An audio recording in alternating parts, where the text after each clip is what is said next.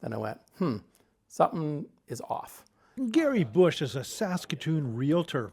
He says the Epic Alliance business model smelled fishy from the first time he came across the company 4 years ago. I don't know what's going on for sure, but I think there could be some mortgage fraud or there's some manipulation of facts here.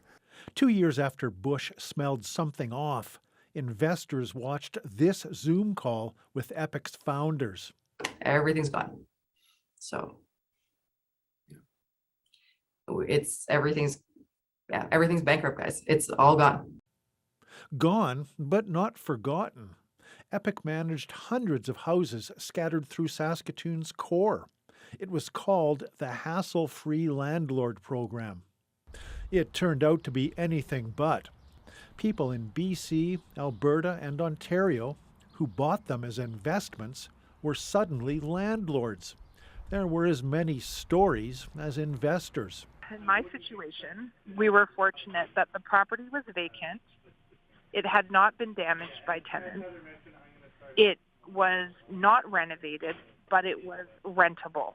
Jerebeck and her teen son came out to work on the house. She's finally selling it this month. Gary Bush says her experience is not unique. If they got decent tenants, and now because the rents, like in the last year and a half, the rents have dramatically increased. And so they could be at a point where they're actually making some money on these, or at least breaking even.